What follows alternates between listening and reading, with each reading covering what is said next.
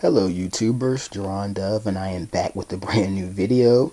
As you can see, I am back to picking up where I left off several months ago with my look at anime publications.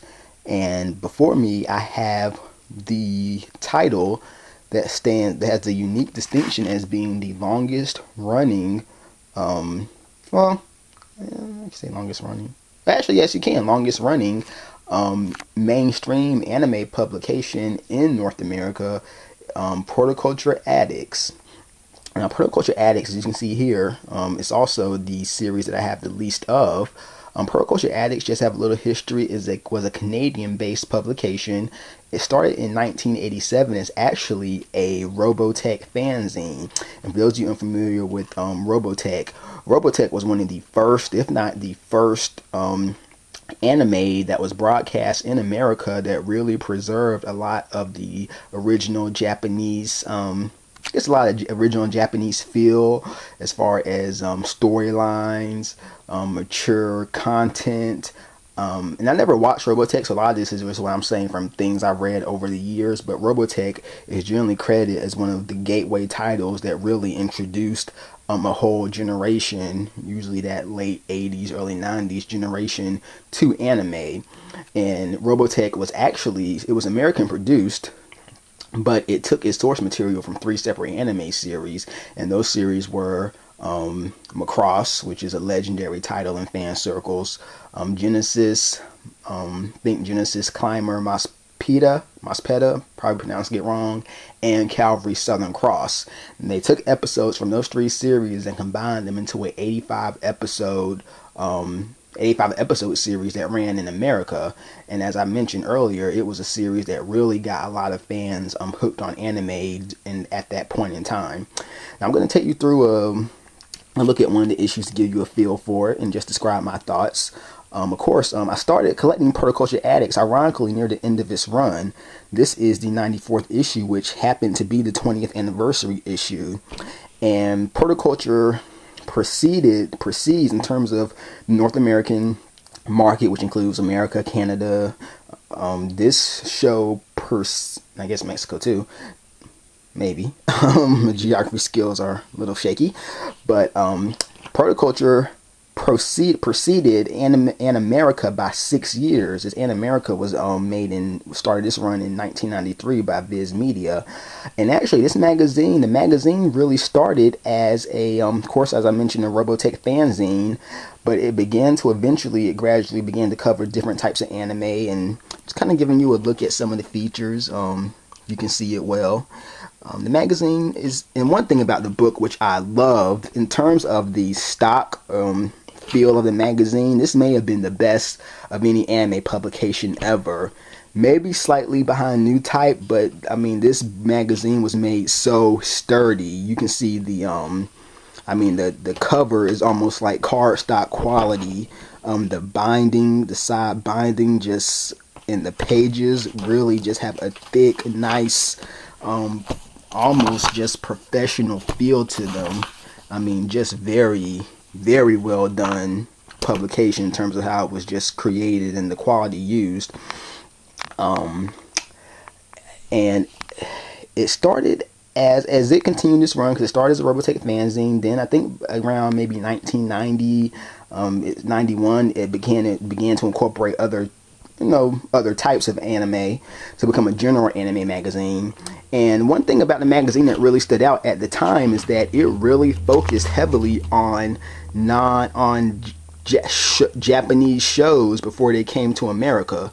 I'm trying to maybe zoom in a little if the camera picks up well, and I don't know if this isn't a good issue. Well, maybe so, because this issue right here, which is from all these issues I have right now are from 2007, and they have articles on The Gray Man, Ghost Hunt, and these are all shows that were not available in America at that point in time. Code Geass, this is one of the first features I ever read on Code Geass before the show premiered in America on Adult Swim and Air. And so it was and they also had a lot of different titles just throughout, really previewing shows that eventually became hits in America.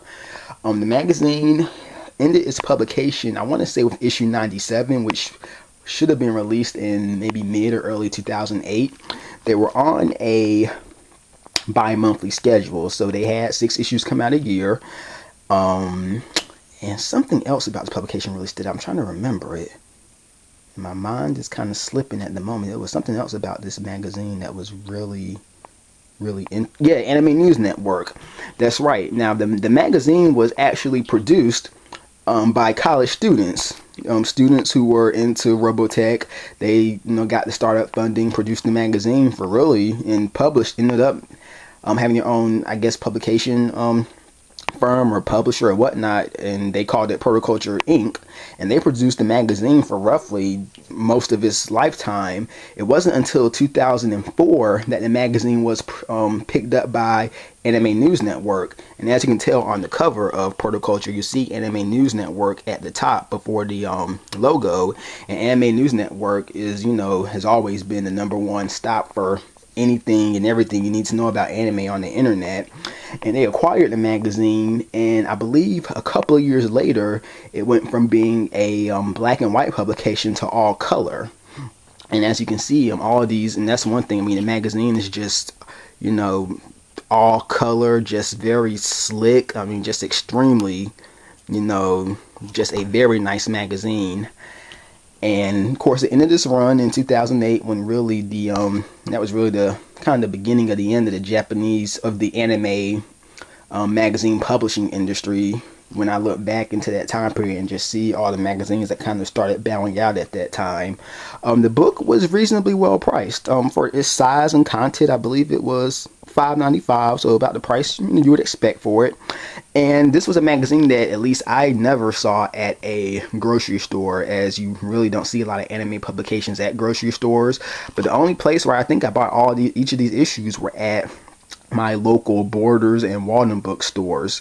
Outside of that, I did not see Protoculture anywhere, and I really believe it was one of those magazines that you would only find at a specialty, bookstore or a place like that really specialized or had a lot of other anime and manga goods, because the magazine is from Canada, of course, and it was just I wouldn't call it, even though it was a mainstream publication, and it is, I assume definitely more so in Canada, since that's where it's from. And it was definitely one of the most well-known anime publications and longest running.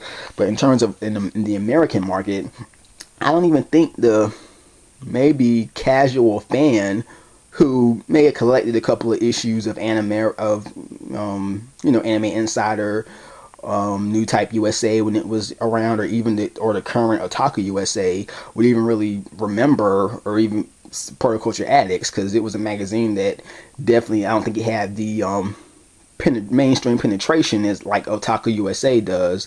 And of course today Otaku USA is the last one standing tall of all the anime publications, so more fans probably know about that than certainly a Protoculture. But for the 5 issues that I had of it, it was definitely one of the best publications. They always had intelligently written articles, things that really made you think. They definitely covered the con scene a lot, the conventions. I think each issue had a significant feature on the on anime conventions in Canada.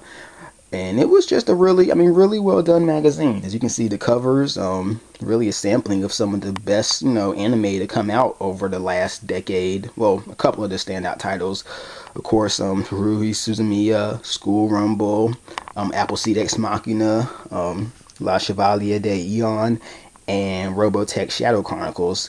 Like I said, it was a great publication. I really enjoyed it. It was really, I think, maybe second, because the New Type may have bowed out first, but after New Type USA, it was the next kind of publication to meet its fate, and it would be a pattern that would kind of continue. But great publication. In terms of on a scale of 1 to 10, I would definitely probably give it a 10 or a 9.5 in terms of quality. Well, I hope you all enjoyed this video. I hope you learned something you didn't know, and I will see you all in a few weeks. Take it easy.